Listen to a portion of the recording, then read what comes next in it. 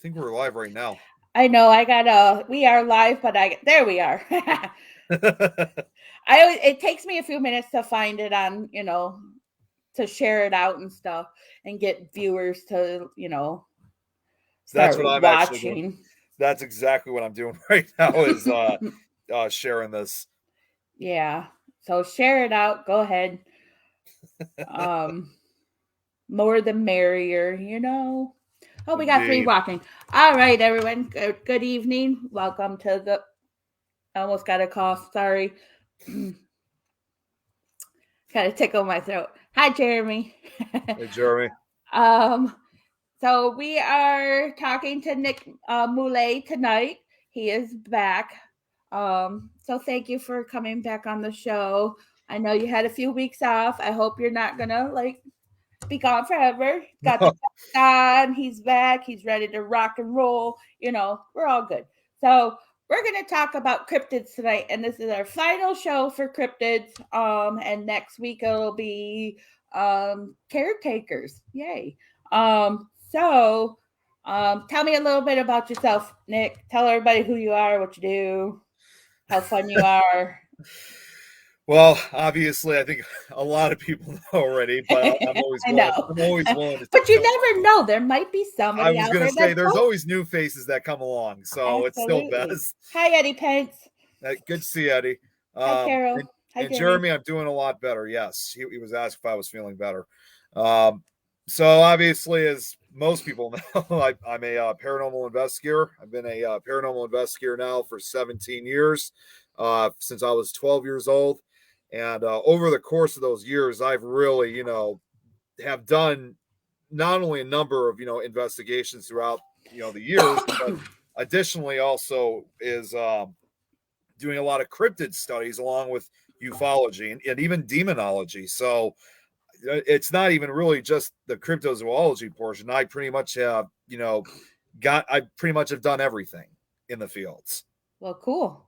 You can have a lot to talk about then tonight.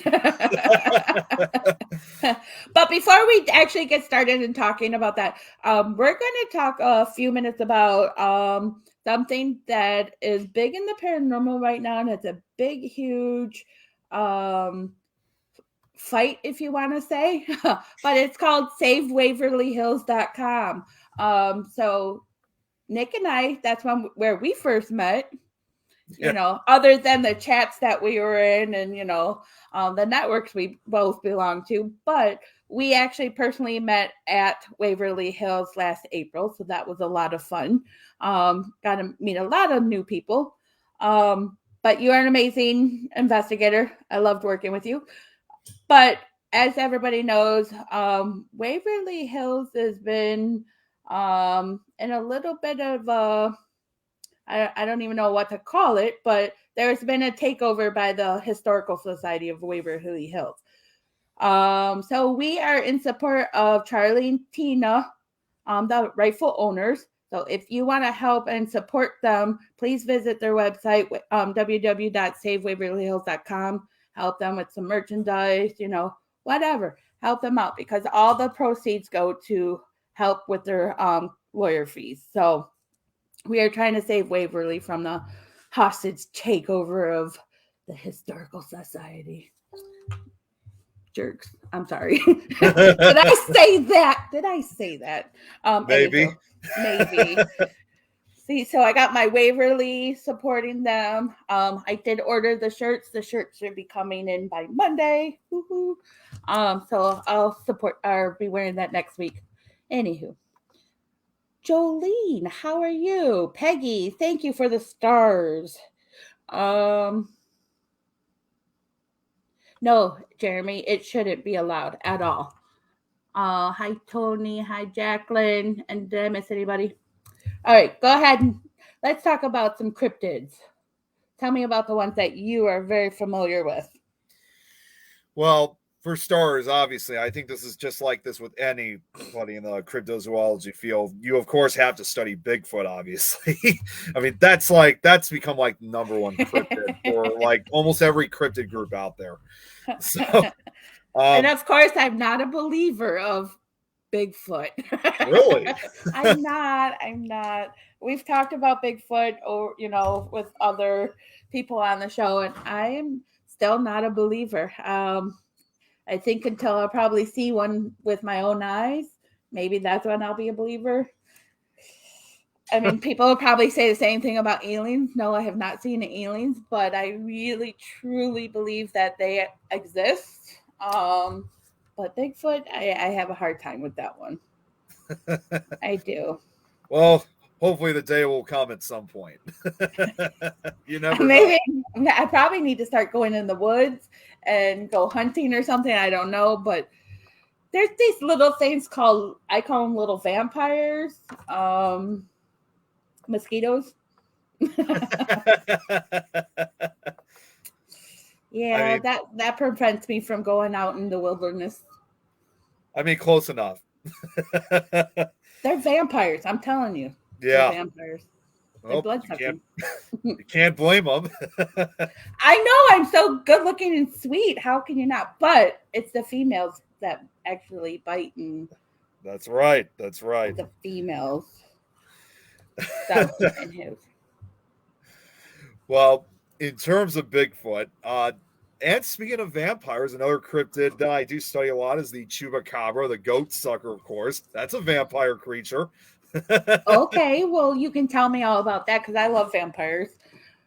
You never heard of the chupacabra before, or? I have. But Okay. you can teach us a little bit about that. I can't pronounce it right. Yeah, I mean, hi Ace, hi Carrie, hi Eileen.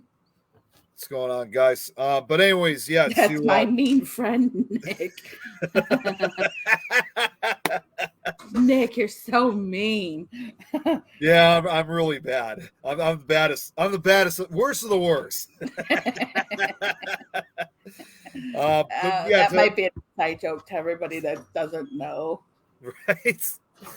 But yeah, to answer the question though, I mean, what exactly is it regarding of the chupacabra? Is first off, it's Spanish for goat sucker, and it's a legendary cryptid that's known primarily throughout Mexico as well as some parts of Central and South America, but it has had also its American roots, like in the southwestern United States areas, and they always usually describe it in most of the time two or three different ways, if I recall. The first way they usually describe it, the classic one, if you want to call it, has been described as like a kind of like a gray, like an alien type creature, 3 to 4 feet tall. It has quills on the back of its back.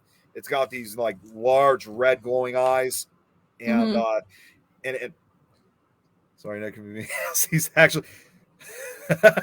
I remember that. Yep. Oh man, that memory isn't going away. It's gonna stay with us forever. Yep. At least you got your vest back. Yes. Yeah. Jeremy. Oh yeah. I got him locked up too at the Crown Point jail.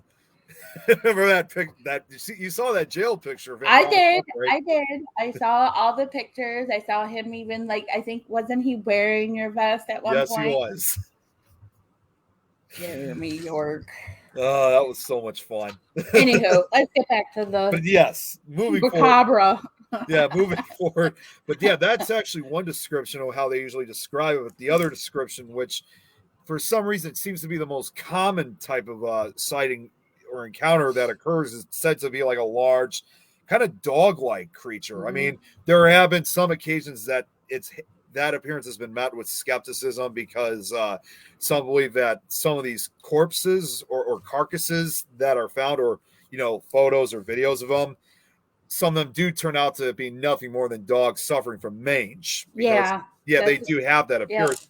And then, of course, being Mexico, you got also the Mexican hairless dogs in that area. So they often can get confused.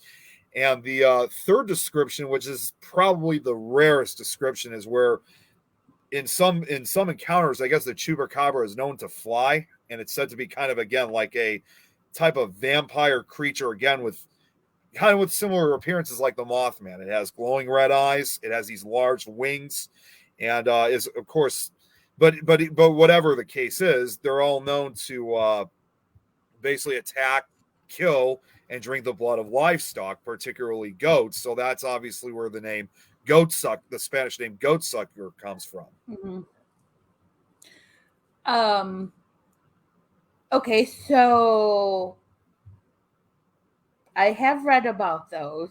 I've never heard of them flying, so that's new to me. Um, I mean, if they fly, I mean, that would be like a description of the freaking devil to me, but hey. Red eyes, flying bat wings, whatever. Horns. Do they have horns? I don't remember hearing them having horns, but I know No, that they also have green. Like, they do have green skin, though. I haven't heard that either. When I remember reading, because I had to look it up one time because I was like, I don't know what these people are talking about. And this was before I got in the paranormal, and they talked about it being dog-like and having mange. So I was like, interesting. Right. Hi, Donna. So, but yeah, I mean, have you ever seen one? Believe it or not, sadly, I haven't. But many years ago, actually back to my days of high school, we were down in Mexico, and I actually did remember asking a few of the locals in that area if they were familiar with it. And a lot of them actually were. But surprisingly, I can't remember which part of Mexico we were in, but they said that area of Mexico itself didn't really have that many, sightings or attacks. And it's really interesting when you think about it too. For the chupacabra being like a vampire-like creature, it's gone after, usually animals. It's surprising that humans haven't been attacked by this thing. I mean, there have been some close encounters with it, but it's never actually, as far as we know, never actually has drinking the blood of humans. Because I wonder if they really do exist then. Like, I always wondered that. Like, with some of these, I'm going to call them folklores, because it's gone through history and whatnot. But it's like, did somebody really see it? Were they on something when they, made up the story? Who knows? And then it passes on like over generations, changes it a little bit. I guess until we see them with our own eyes, it's sometimes hard to be a believer, Well, I think the other thing too, believe it or not, is unlike some of the other cryptids out there, which again, like you look at stories like Bigfoot and that kind of stuff, those stories have been, obviously around for centuries. But surprisingly, with the chupacabra, I mean, that too has been around like that in Mexican folklore. But like supposedly the actual encounters of it really only began, believe it or not, pretty much almost 30 years ago now, back in 1995. I mean, there were some similar reports that occurred in the late 1970s, but it really wasn't until 1995 when they first started, when the sightings began. When I graduated high school. I was only 2. Oh, thanks for making me feel old, Nick. Thanks. Love you too, buddy. Anyways. Okay, so other than Bigfoot, what are some other cryptids that you like to learn about? Well, there's obviously one other cryptid. I think some people are already going to know exactly what I'm going to bring up, obviously, is the Mothman of Point Pleasant. I mean, I talked about that in the very first, episode of cryptids, and everything I looked up, like I told that person, was everything I looked up was basically the same stuff. And every single article.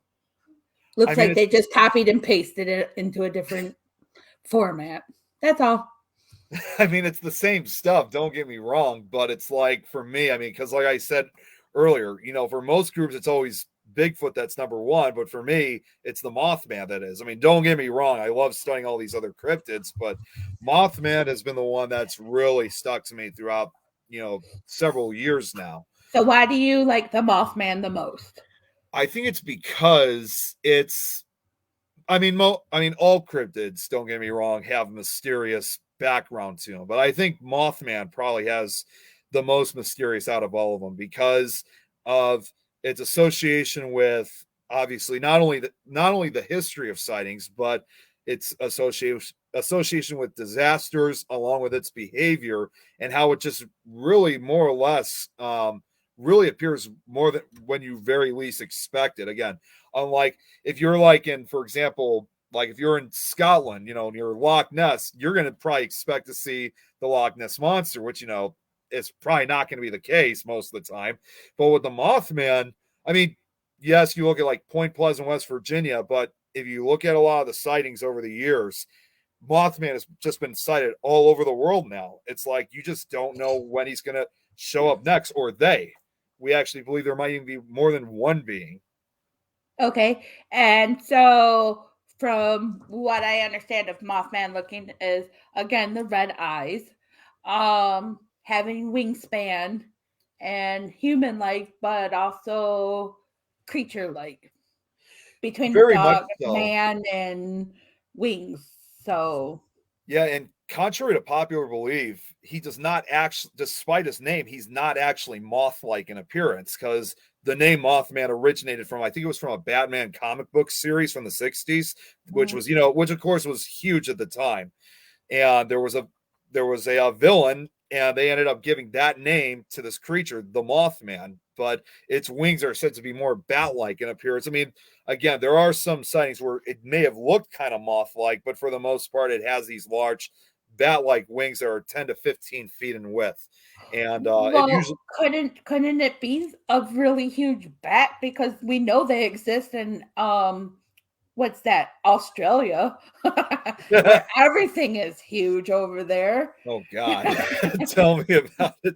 I've never go to Australia. It could very well be. I mean, there's different theories on what the Mothman could be. I mean, one of those, believe it or not, could have been. I mean, was the idea that it may have been some large bat, because prior to a lot of the sightings that occurred in Point Pleasant back in the mid 1960s, well, actually, no, years before that. But let me take that back. Was where the what was that? There was a power plant that was in that area. Yeah, I couldn't remember what the power plant was called, but any of those nuclear power plants that existed, they were radiation. There's a lot. It generates a lot of radiation, and any animals that get into that area, either two things will usually happen to them: either they will die immediately, or second, they will mutate and either grow large or get these, horrific deformities. So some people believe it was originally a bird or a bat that may have mutated into some kind of form. But the question would remain that even if that was true, that was well over 55 years ago now. And look at all the other sightings that have occurred, prior to that. And also, what's been happening lately, because they're still sighting. I mean, a creature like that would be mutated would still have no chance of living, that long. No, but wouldn't, if it can mutate the if radiation and the pollutions from the power plants could mutate an animal, wouldn't it mutate their DNA too? And then if they procreate, I mean, it is. I mean, I was going to say it is possible. I mean, that you would have to have, of course, more than one being. Obviously, I'm just saying if it was like a single individual, but it's not entirely, impossible for something like that to occur. I mean, we've all seen the Aaron Brockovich movie, with chemicals that hurt human beings. So I mean, it's near power plants. Shoot, it was a TNT plant. I just remember now. I remember what it was. The TNT factory. That's what it was. Okay, so still, it's chemicals. Oh yeah, explosive chemicals at that. Well, I mean, the TNT factory, when it was in operation before they closed down, I mean, if you kind of look at the history itself, that was where they made explosives, during World War II. Right. So, even a TNT factory that made explosives, for a war, that too would still contain, radiation in a way. Yeah. Right. Absolutely. So, what other parts of you said that other parts of the world have seen Mothman? What other areas have seen Mothman other than Virginia? Well, other than West Virginia. And what I'm about to tell you is actually, as far as I know, the oldest report I was able to find of what supposedly is the Mothman. This actually occurred about over 100 years before the Point Pleasant sightings. The earliest account I found was it was somewhere between 1853 and 1856. It was during the Crimean War. So out, in the, I think it was out in India, if I'm correct. I might be wrong on that, but that was one of the few, believe it or not, reports of Mothman I was able to find out of Asia. And it occurred, like I said, during the Crimean War, which once again, it kind of sparks that belief of, Mothman's association with disaster. But in addition to that report, believe it or not, there was also a sighting that occurred out in the UK. And interestingly enough, this too also occurred a few years before Point Pleasant, although this actually occurred in November of 1963. And it had a UFO report to it. But again, I found it kind of more than just a coincidence because, again, with the disaster that it's associated with, this sighting actually occurred a few days before the assassination of U.S. President John F. Kennedy. So it just seems like and now we've recently found out too that I haven't found a lot of documents yet on this, but they say he might have even been seen before some of our biggest disasters we've ever had on this planet, whether it's man-made or natural.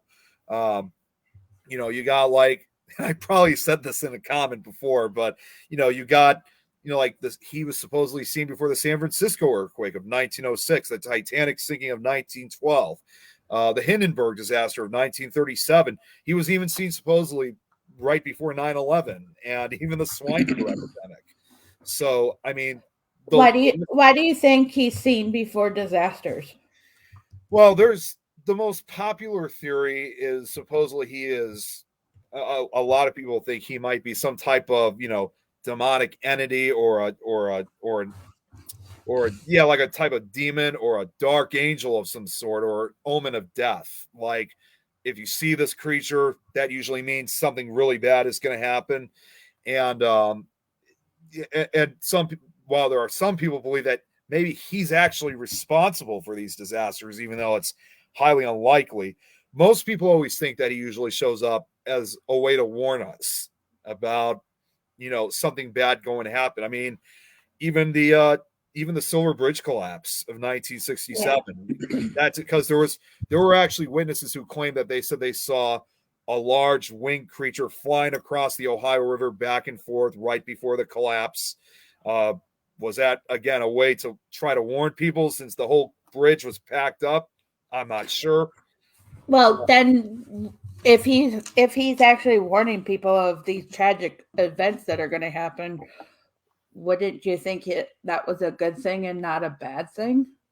Like, well, that's what a lot of people like a dark angel would be negative to me, or obviously demons are negative, but if he's trying to warn us, that to me would be like. I mean, that's what a lot of people think. They don't, despite its terrifying appearance, they still show it still is trying to send some kind of message, if you will, to let people know, this is happening. I'm trying to warn you, but the problem is that, for a creature that we really just don't understand that much of, it's hard to really get that message at all because and the encounters happen so quick. So you don't even really, a lot of the reports show that you don't even really have a chance to really, really understand what this creature is before it, darts off into the night sky.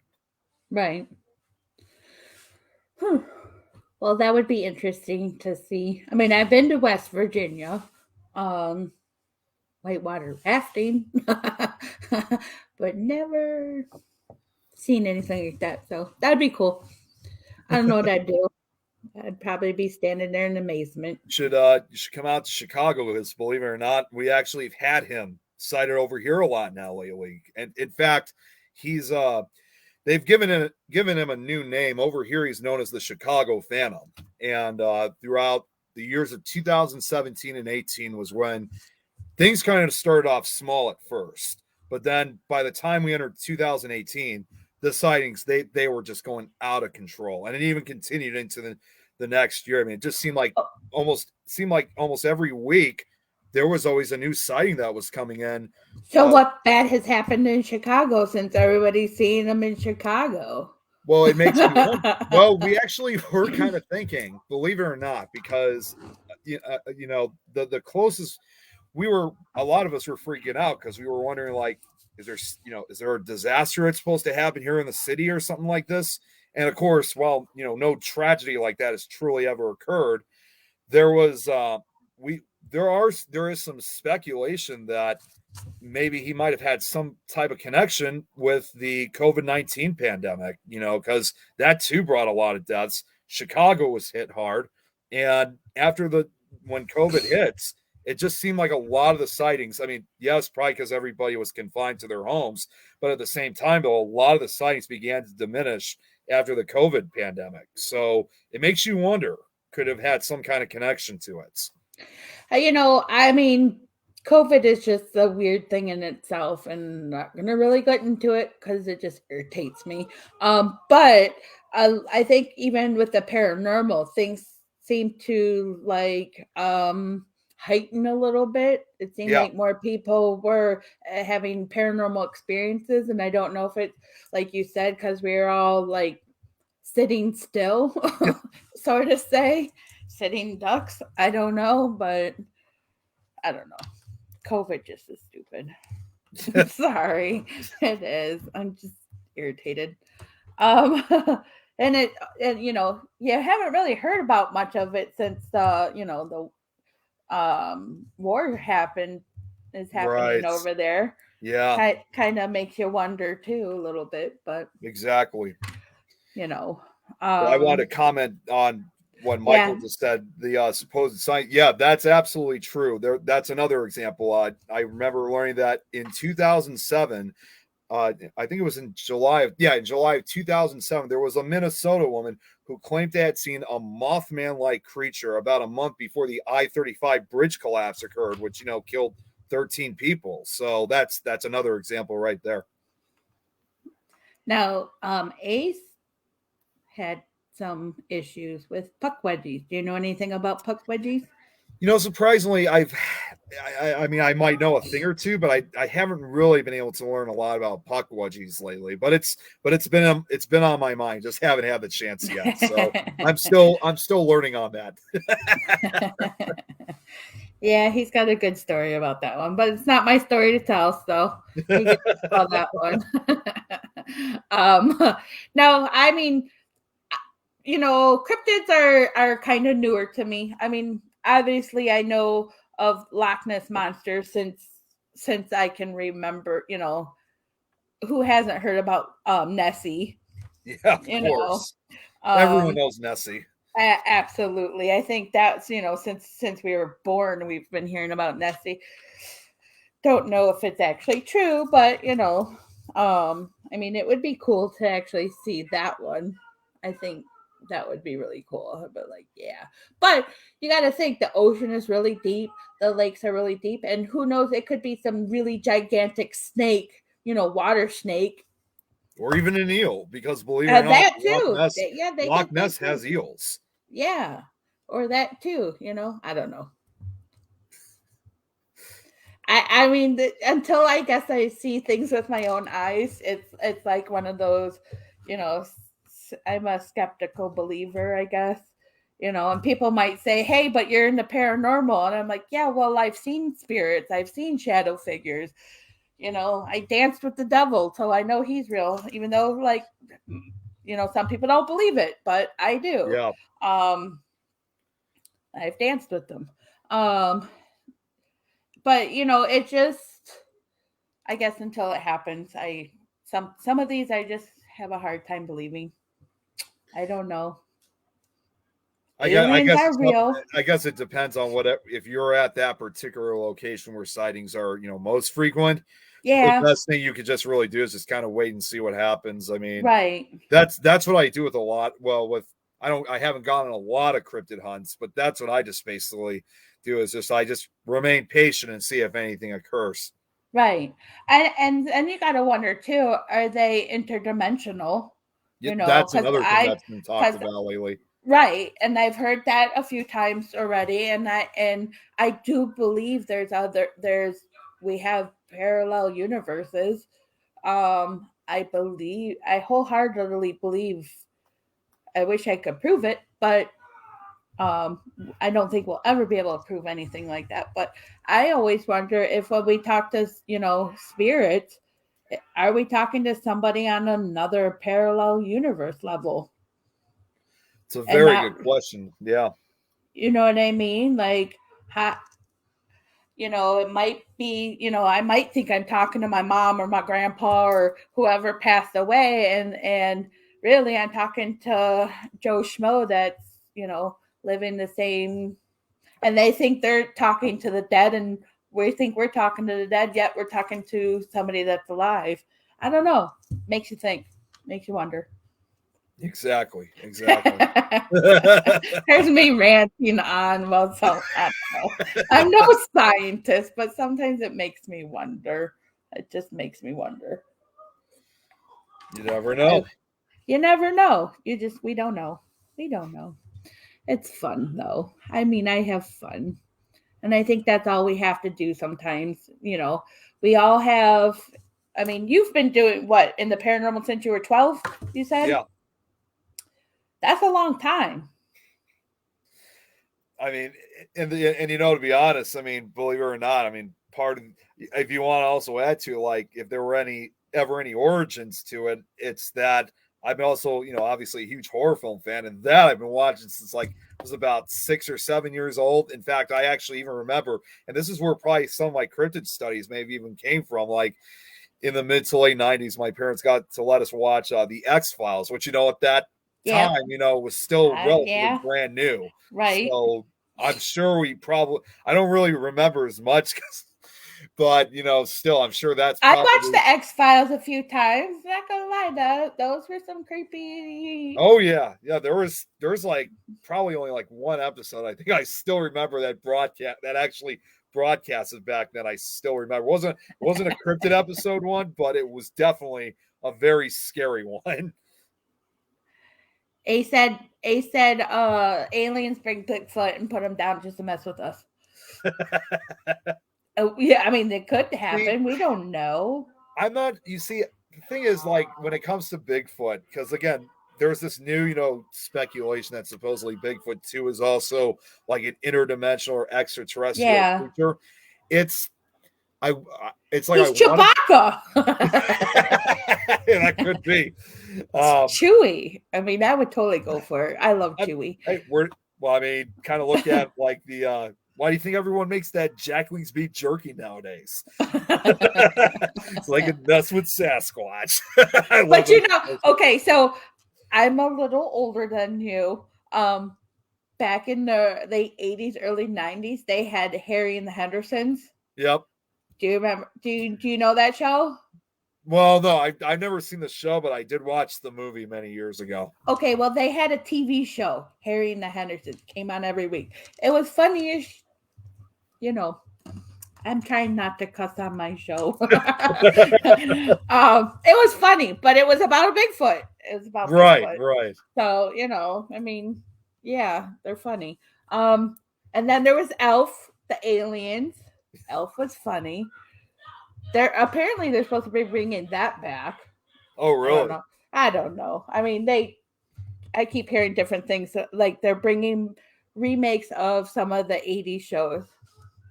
Wow, interesting. I didn't even know about that. Ace is a big horror fan too, so just so you know. Awesome, Ken. You should see you should see his van if you ever, get a chance to. He's got a really cool van. Just saying. But yeah, it's pretty cool. But yeah, you've been doing it for a while. I've been doing it for a while. I have my own experiences, but since I was 12. But did you have other experiences, whether it's paranormal or cryptids or anything, when you were just starting out? Not really much of cryptids. I mean, honestly, my first cryptid hunt really wasn't until about now actually 6 years ago. But in terms of like actual paranormal phenomenon itself, I think it really wasn't until, I mean, during my early years of studying, like as well as doing some of my first investigations by the time I was 14 years old. I mean, I always heard the, of course, I always heard the typical kind of noises. You hear. I know this was still at a time before you had ghost boxes and a lot of these other, paranormal tools available. But, I often would hear the footsteps. I would hear voices, that kind of thing. And actually, probably, Eddie, the one I could probably remember best was actually two things. Was we were investigating we were actually out in Rockville, Indiana, and I had an old fashioned tape recorder back then, and we actually got where you actually put the cassette tape and hit record. No, it was actually record no, at the same was a digital. It was actually a digital recorder that I had, but it still had that garbled tone to it. Unfortunately, what we heard was perfect, but I just wish there weren't so many crickets out that night, so I didn't get the sound. But we actually got permission to investigate a cemetery out in Rockville where there was like a ghost story. It's kind of similar to like the Crybaby Bridges. It was involving, like you go in the cemetery after dark, you hear a woman crying or you hear a baby crying, and we went to the cemetery and we did hear the cry, and I had the recorder running, but when we played it back, all you could hear is the crickets. It blocked out that cry. Yeah. That would have been like, the Holy Grail, especially for, since I was only 14 years old at the time. But the other time that I did manage to capture something was it was at an old, I can't remember the name of the place now because again it's been so many years. I know it was out in Colorado. It was at a hotel, not Stanley Hotel in case anybody asks. It was a completely different... going there. My daughter told me if I ever go there, I have to take her and her friends.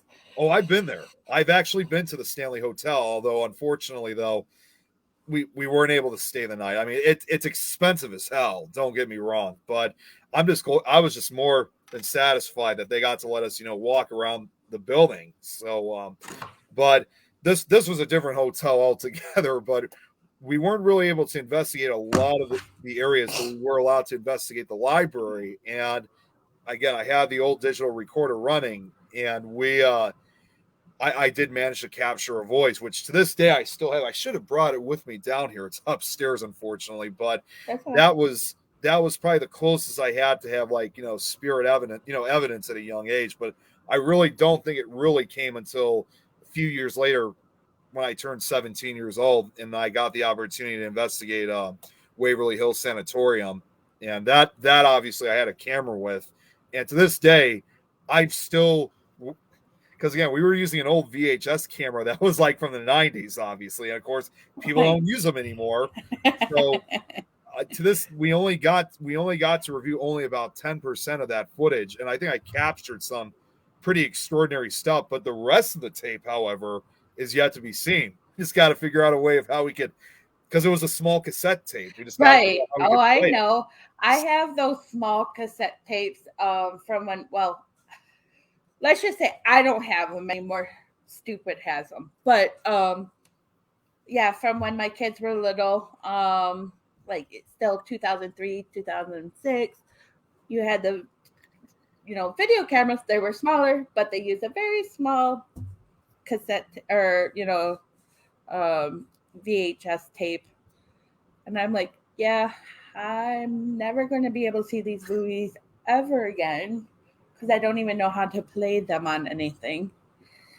Well, that's why I'm constantly searching, because I'm really hoping at some point that if I'm able to review the rest of the footage, and if I do capture some extraordinary, if I really truly did indeed capture some extraordinary stuff at that location, yeah. If I'm able to do that, I'm hoping at some point to possibly even turn it into a documentary, because I don't think there's any documentary or show that's ever showed a 17-year-old, managed to capture some of the most extraordinary footage at one of the most famous haunted locations in the world. So that's why I always say it really wasn't until I was 17 at Waverly was when I really got exposed to it. Right. Well, that's cool. I mean, Waverly's an awesome place, but please wait till, it's back in the hands of the rightful owners, unless I've you been already bought spreading- tickets. I've been spreading the word too. I mean, Denise and Ernie and Denise, they actually sent me a Pac-Man Paranormal shirt, and just about now, almost 3 weeks ago, we did have it. I did go to the first con of this year. We did have something called the Chicago Paranormal Conference, and I was just going around telling everybody. So a lot of investigators here in Chicago, they're very much aware, and they're going to try to do everything they can to help. Yeah, I mean, I hope I'm keeping my fingers crossed for them. You know, I've been fighting, you know, their battles with them. I've been posting stuff on TikTok and all that fun stuff, you know. Ace says, if you remember, I'm a big fan of your vest and share the passion for patches and collectibles. Mine is on a jacket. How did your vest start?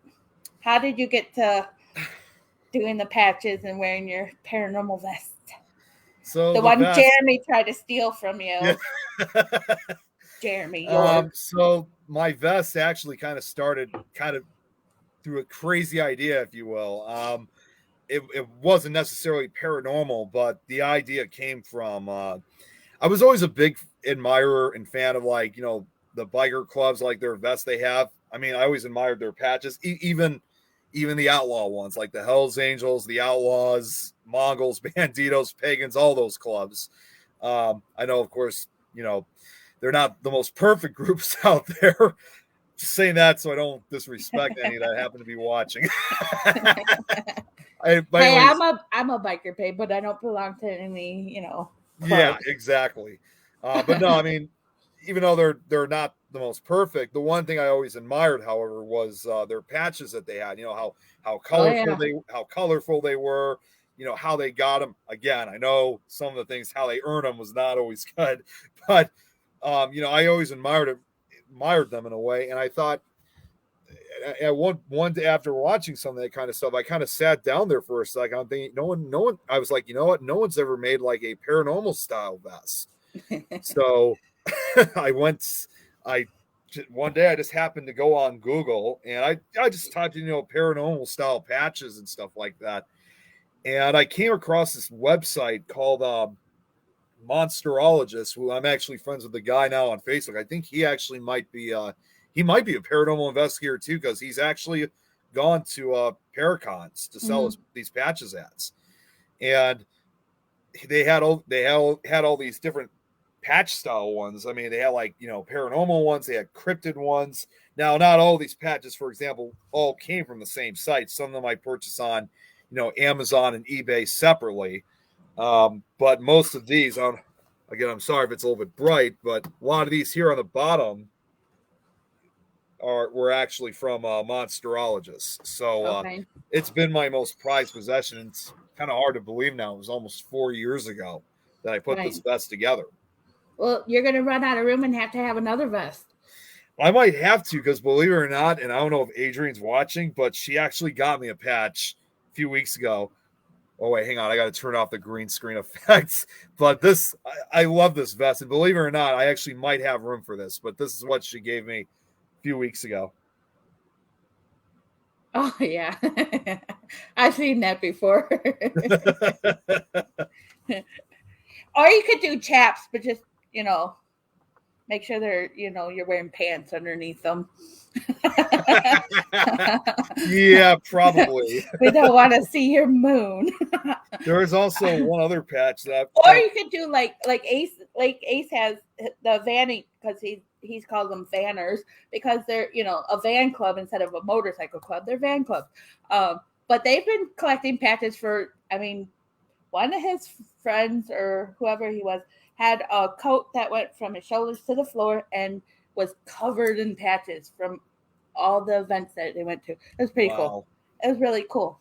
Well, that's kind of the same thing for another patch I got. So now you just have to get a big leather jacket, you know, the long ones that go down to your feet. Yep. And you can start patching that way.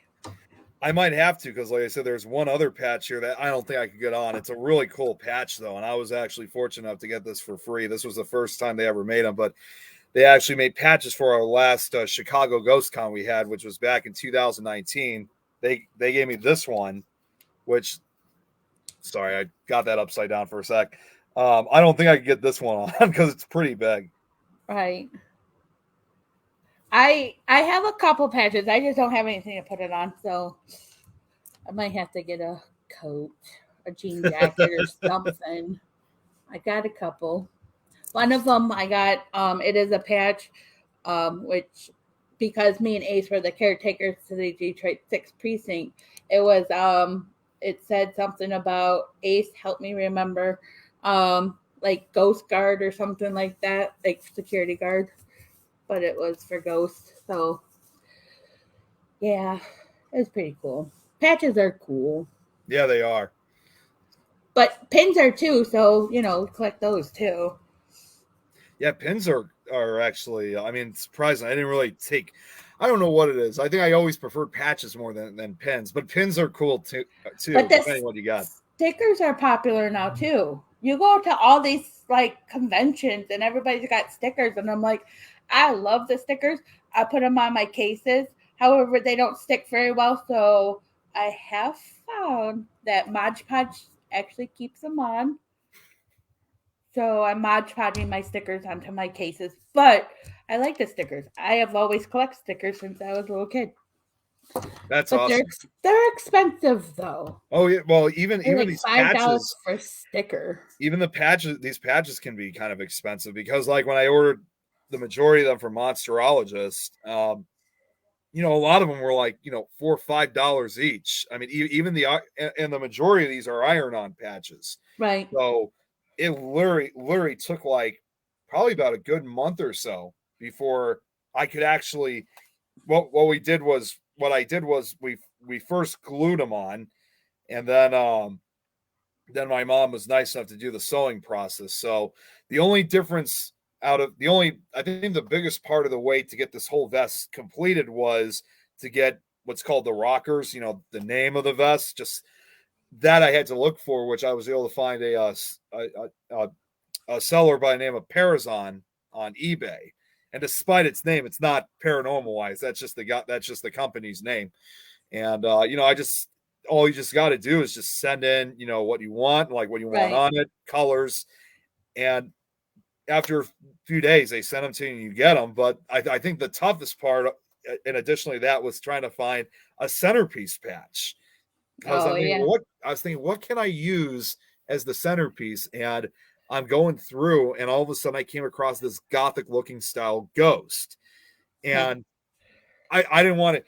I mean, of course, some people say, why didn't you use the Ghostbusters logo? I didn't want it. I want to avoid copyright. That's true. Right. Although I do have it on my. I think we all have a Ghostbusters. Well, I got the small yeah, patch to pay homage to it, but the actual like logo on my back, I didn't want to use it. So I just found this gothic one. I thought it actually looks perfect because what it kind of looks like it does, like when you see the back. Ace has on the back of his jacket, it says Future Ghost. Well, that's awesome. That's his backpack. That's all. Like the big one.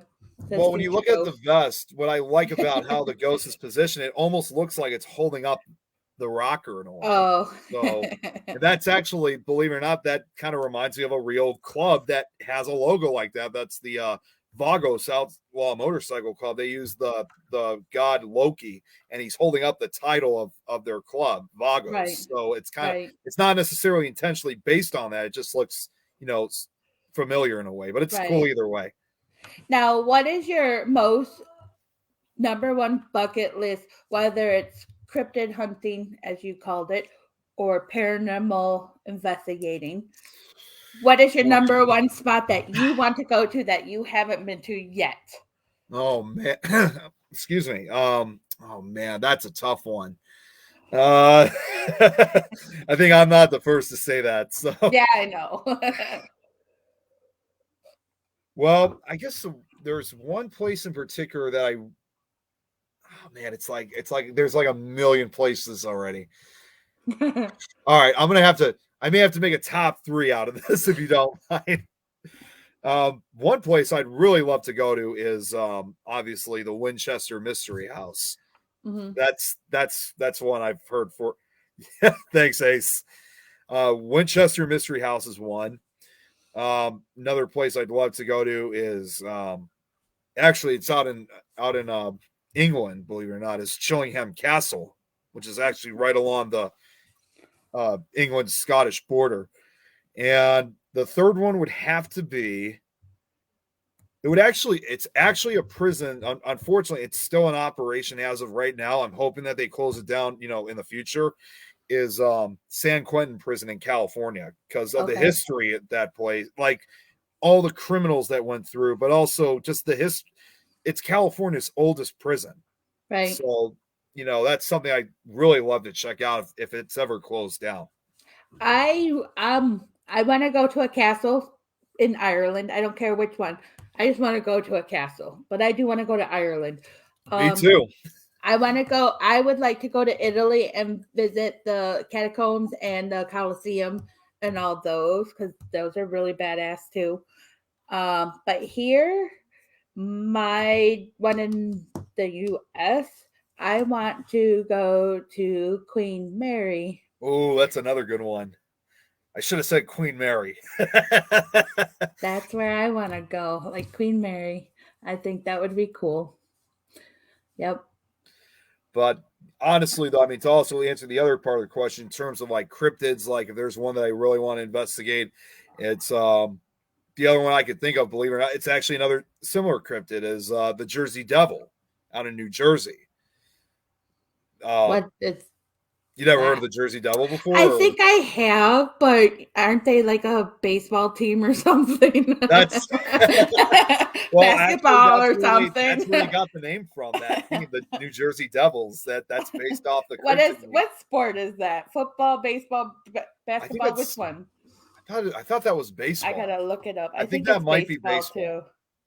So, but no, the Jersey Devil. I mean, that's another big cryptid of popular lore out in New Jersey, and that's actually, believe it. I mean, some people will sometimes say that, like, ask the question. It's hockey. It's hockey. Oh, I thought it was for baseball. Baseball. Hockey. Man, was I wrong? I was wrong too. I was like, I didn't even, I forget about hockey because it doesn't seem like they ever play anymore. Yeah. Well, Chicago Blackhawks do, so they're still. Yeah, playing. we got the Red Wings. I had to think who is our. I'm sorry. As far as I'm concerned, the Blackhawks are still going strong. So I almost forgot who our team was. Local team here, Detroit Red Wings. Hello. But yeah, like I said, with the Jersey Devil, it's another cryptid animal. It's another one of those type of flying type of cryptids, and that's been a creature that again, some people have asked, saying, is it possible that the Mothman and Jersey Devil could be, the same creature because they sometimes do have similar appearances? For a lot of people who've seen the Jersey Devil, they actually say it has a much different appearance compared to the Mothman. It's believe it or not, it's said to be dragon-like in appearance. Like people could actually see features of this creature and seeing how relatively aggressive it is, and that creature, that area of New Jersey, which is the majority of sightings occur in the Pine Barrens, and there have been sightings for well over 300 years since since 17. Yeah, it says it's described as a flying biped, or biped, whatever that is, biped, biped. Yeah, with hooves. Yeah, it's got like the horse of a head. It's got the glowing red eyes. It's got horns. It's got like scaly skin. It's got these large bat wings, clawed hands, these hooves for feet, and a long serpentine tail. And it's usually said to be about 7 to 8 feet tall. Oh, yep, that's the classic image of what they usually describe. Yeah, it also has like in addition to the hooves, it's got like kangaroo-like. It has like a kangaroo-like body to it. That's crazy. And it looks like somebody drew up, not kidding, a camel, a bat, kangaroo, something with hooves. Probably, what is it? Cow. Cows have hooves because they look like cow feet. Well, horses have hooves too. Oh yeah, that too. Okay, so horse feet. Seriously, it looks like a damn camel. look at this. I know. Well, I mean, and there are some. I mean, some of the sightings I've heard of is the descriptions sometimes do change, but a lot of times the descriptions usually remain the same. Like the only other difference I've ever heard of with the Jersey Devil is it sometimes has like a dog like face sometimes, but for the most part, it's always been described as like a horse headed like appearance. But That is like, weird. but like I said, but some people would probably tell you, the scariest thing more than anything about the Jersey Devil is its appearance, because again, it's this large, almost larger than life dragon-like creature that's seen randomly out in the Pine Barrens. I want a dragon. I love a dragon. Would you want to adopt this one? Maybe I could tame it. No, I think a dragon would be cool to have, like a real dragon from like the stories. Fire-breathing dragon, not a bearded dragons would be cool too. I would totally take a bearded dragon, but to have a fire-breathing dragon as your pet, that would be awesome. And no, I'm not drinking. There's water in my cup for all you out there. I'm mad at my team too, by the way. I'm not watching them on Saturday. I'm not going to say why I posted earlier about it. Y'all can go on my Facebook page and look. That's all I got to say. Oh, anywho, we got 4 minutes left. Anything else you want to talk about in the 4 minutes? Because next week we are going to start talking about caretakers of special buildings. And we're going to start with Denise Smith. Yes. Oh, nice. So she'll be on for 3 hours because the cryptid show is on for 2 hours. Yep. Poor Denise. She's going to be like, I'm tired. I believe that with Denise. But yeah, to kind of just bring up, obviously, what I got for the last couple minutes is, of course, obviously, as you probably, obviously, but in case anybody else wants to follow this, of course, I also host a show of my own that I do every Wednesday night here on the same network, Things Network, not RU Media. But I do a show that's called Paranormal and Historic Locations in Legends. My show is at 6 o'clock Central Time, 7 p.m. Eastern. And 5 o'clock Central. Got that wrong for a second. I broadcast, like I said, both on Things in the PAC channel. And basically the show is what it basically is. I do slideshows in which I talk about a particular, whether it's a haunted or historical location. I talk about the history of the place, the ghost stories, and to kind of add an entertainment purpose to it. A lot of the places and events that I've, kind of picked out were also based on well-known movies. So I often will usually show the movies right afterward. Maybe not the movie, but the trailers for the movies. Right. But now, while a lot of the places I have as of right now are mostly locations, eventually, as time goes by, I will be throwing in some cryptid stories in it too, because I don't want to just focus on just ghost stories. Obviously, I want to start. I'm going to start expanding to, again, like a lot of the cryptozoology and ufology and even some of the actual demonic stuff. I'm just going to say that.